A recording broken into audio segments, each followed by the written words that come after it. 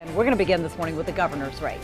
Yeah, Republican Brian Kemp came out ahead. The math is on our side to win this election.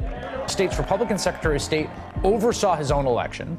As Secretary of State Brian Kemp's office has purged over 1 million voters from the state's rolls, and just last month put over 50,000 voter registrations on hold. His race for governor against his opponent is now separated by just over 60,000 votes. Kemp's campaign has declared victory, but Stacey Abrams is not conceding. Votes remain to be counted. There are voices that were waiting to be heard.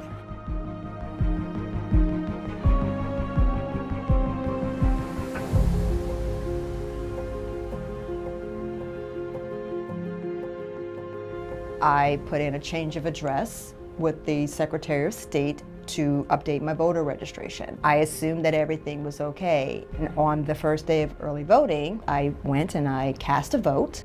I received this letter saying that my application will be rejected if I don't update the records. My information did not exactly match. I don't know what my voter registration is at this point, so I am concerned that my vote will not count. In Georgia, voter suppression takes every form imaginable. So from redistricting and gerrymandering, poll closures, then most recently this resurgence of exact match.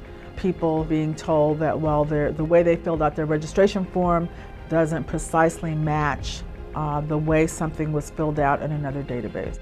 Some cases the handwriting might be sloppy. Some cases a hyphen is put and it's an administrative error.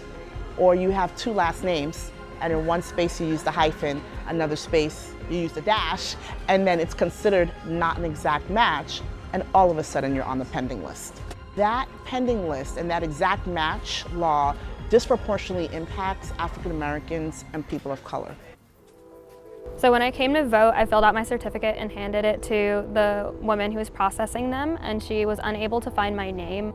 My last name's Mahmood, which is a very signifier that I'm a Muslim, and I've had problems like living in a red state and like with voting before. My immediate thought was, okay, what can I do next? Because I knew that like this election is so crucial and that my voice is going to count when I do vote. You win the right to vote. Folks are still trying to take it away.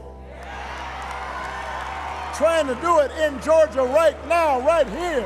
In 2018. You got to get to the polls on Tuesday and you got to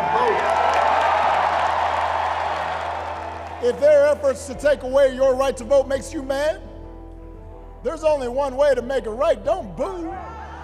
Vote. Vote. Vote.